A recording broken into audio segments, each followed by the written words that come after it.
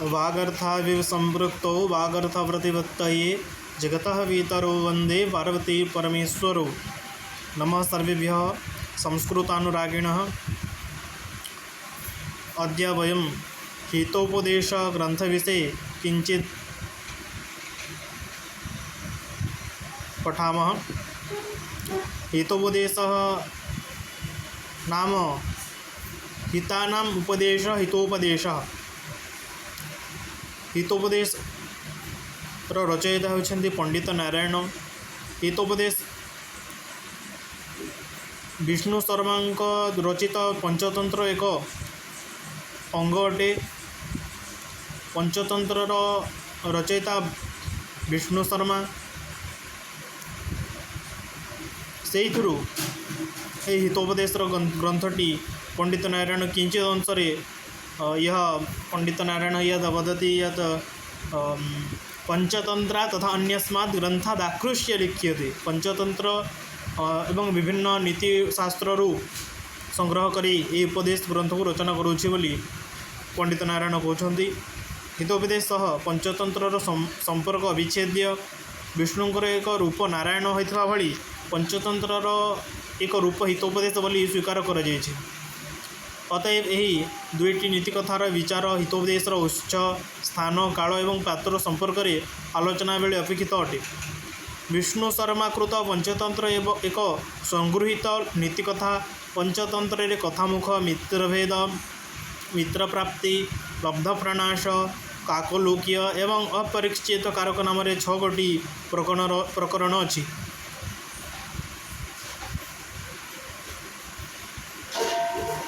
पंचतंत्र नारायण प्रथम तथा द्वितीय तंत्र को नहीं यार क्रम विपर्य कराइछन्ति। एथरे प्रथमे मित्र लाभ एवं परे सुहृद भेद अच्छी, किंतु तृतीय एवं चतुर्थ खंड रे से निज शैली रे कार्य करिछन्ति। मूल ग्रंथर तृतीय खंड को से दुई भाग विभक्त करिछन्ति, यथा विग्रह बा युद्ध एवं संधि, जहाँकि स्पष्ट भाव प्रथम और द्वितीय खंड रे सेवा विषय विस्तृत रूप मात्र। ग्रंथकार नारायण प्रत्यय खंडर शेष में शिवों कृपा निमंते आशीर्वादात्मक मंगलाचरण संयोजन कर परम शैव अटंती बोली जनापड़ी। प्रस्तुत हितोपदेश केवल जे नीतिशास्त्र उपदेश दिए ताहा नुहे, बरं बालक मानू संस्कृत शिक्षा देवार एक अद्वितीय पुस्तक। यार सरल वाक्य अभ्यास योग्य गोटे विषय को भिन्न भिन्न चरित्र निज निज युक्ति द्वारा किपरि समर्थन करती एवं उपस्थित परिस्थिति को किपरि सम्मुखीन होगाकू हुए ताहा जानी पाठकर बुद्धि शाणित हुए एवं जागृत हुए। यही दृष्टि हितोपदेशर मित्रलाभ प्रकरण एक अमूल्य वस्तु अटे। हितोपदेश ग्रंथर रचयिता पंडित नारायण। हितोपदेश ग्रंथ 4टी भाग में विभक्त, यथा मित्रलाभ सुहृद भेद विग्रह एवं संधि। यह हितोपदेश ग्रंथर मंगलाचरणटी आशीर्वादात्मक मंगलाचरण अटे, जहाँकि भगवान श्री शंकर को ये आराधना करा जाइछि। यथा सिद्धि साध्ये सतामस्तु प्रसादात्तस्य धुर्जटे जाह्नवी फेन लेखेव यनमूर्धनि शशिनः कला। जार अनुवाद होउछि जो शिवंकर मस्तक चंद्रंकर गोटे अंश गंगांकर फेनरेखा सदृश शोभित अटे, ताहांक कृपारु साधुजन मानकर अभिलषित कार्यमान सफल हेउ। द्वितीय श्लोक प्रस्तावना, जहाँकि श्रुतो हितोपदेशोऽयं पाटवं संस्कृतोक्तेषु वाचां सर्वत्र वैचित्र्यं नीतिविद्यां ददाति च। हितोपदेश नामक यह प्रसिद्ध ग्रंथ संस्कृत भाषा अथवा परिष्कृत विचारधारा पटुता वाक्य प्रयोग वैचित्र्य तथा विभिन्न राजनीत्यादि विषय संबंधित नियम समूह ज्ञान प्रदान करिଥାଏ। तृतीय श्लोक वर्तते अजरामरवत प्राज्ञो विद्यामर्थं च चिन्तयेत् गृहीत इव केशेषु मृत्युना धर्ममाचरेत्। अर्थात बुद्धिमान लोक निजक वार्धक्यहीन एवं चिरंजीवी मन करी विद्या एवं धन उपार्जन करवा उचित, किंतु मृत्यु केशाकर्षण कलानी बोली चिंता करी धर्माचरण करवा उचित। चतुर्थम श्लोकम सर्वद्रव्येषु विद्यैव द्रव्यमाहुरनुत्तमम् आहार्यत्वात् अनर्घत्वात् अक्षयत्वाच्च सर्वदा। जार अर्थ होची ज्ञानी माने ज्ञानी लोक माने समस्त प्रकार वस्तु मध्य विद्या को ही सर्वश्रेष्ठ बोली कहती, कारण यह कहीं चोरी करें ना कि पारे ना कि एवं यह कौन से प्रकार नष्ट हो पारे ना। यथा विद्यार महत्व से ही गोटे श्लोक अच्छी ज्ञाते वंच्यते नैव चौरेणापि न नीयते दाने न नक्षयम याति विद्यारत्नम महाधनम। अन्य एक अपि श्लोकं वर्तते यथा न चौरहार्यं न च राजहार्यं न भ्रातृभाज्यं न च भारकारी इति।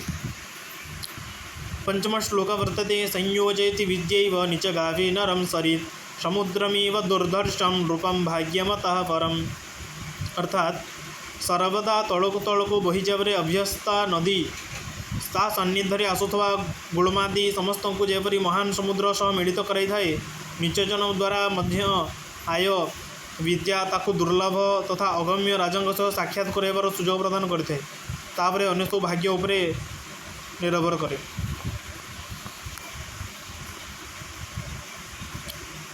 षट् श्लोकः वर्तते विद्या ददाति विनयं विनयाद्याति पात्रतां पात्रत्वा धनमाप्नोति धनात् धर्मं ततः सुखम। ज्ञान लाभ द्वारा संस्कार और नम्रता मिले। संस्कार और नम्रता द्वारा मनुष्य सुपात्र व सुयोग्य हुए, योग्यता और धन प्राप्ति हुए एवं धन द्वारा धर्म कर्म करा जाय पारे एवं सेथिरु पुण्यार्जन फल से संसार सुखी रे निवास करे। सप्तम श्लोक वर्तते विद्याशस्त्रस्य शास्त्रस्य द्वे विद्ये प्रतिपत्तये आद्या हस्त्याय वृद्धत्वे द्वितीया द्रियते सदा। अर्थात शस्त्र एवं शास्त्र ये दुईटी ही अभिष्ट सिद्धि निमंते प्रसिद्ध विद्या अटंती। ये दुईटी मध्यरु शास्त्र ज्ञान शस्त्र ज्ञान वृद्ध अवेशरे प्रयुक्त हेले उपहर्षित कराई थाए, किंतु द्वितीयटी अर्थात शास्त्र ज्ञान जहाँकि वेदो नारायण साक्षात् इति उच्यते वृद्धत्व मध्य प्रशंसित कराई थाए। 14 प्रकार विद्या है चारि वेद ऋग यजुः साम अथर्व 6 वेदांग शिक्षा कल्प निरुक्त व्याकरण छंद ज्योतिष धर्म मीमांसा तर्क न्याय आ पुराण सब मिसिकी 14 प्रकार विद्या। पुराणटी हूँ 18टी यथा मद्वयं भद्वयं चैव व्रत्रयं वचतुष्टयम् इत्यादि। यन्नवे भाजने लग्नः संस्कारो नान्यथा भवेत् कथाच्छलेन बालानां नीतिस्तदिह कथ्यते। अर्थात सद्य निर्मित पात्र रे कौनसी चिन्ह अंकित हो गले ताहा जेपरी पात्रटी अतुट थिबा पर्यंत रही जाए, सेपरी बालक मान हृदय जात होता संस्कार प्रभाव आजीवन अतुट रहे। अतएव हितोपदेश ग्रंथ में मध्य से बालक मान निमंते राजनीति इत्यादि नीति कथा मान कहुई।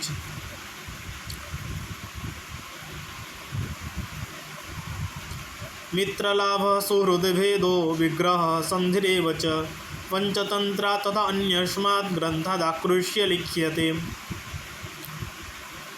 अर्थात मित्रलाभ सुहृदभेद विग्रह एवं संधि यही 4 गोटी प्रकरण युक्त हितोपदेश नामक ग्रंथ पंचतंत्र तथा विभिन्न ग्रंथर संग्रह करी पंडित नारायण नामध्य हितोपदेश ग्रंथ को रचना करुछंती बोली एठी निजर मत उपस्थापन करुछंती।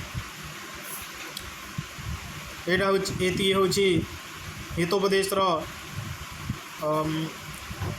प्रस्तावना, जहाँकि जो कि मंगलाचरण रे भगवान शंकर को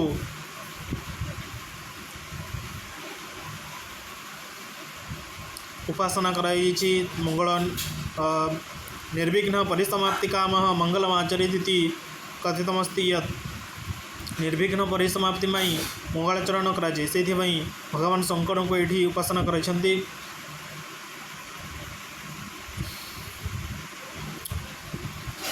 जयतु भारतम जयतु संस्कृतम। धन्यवाद।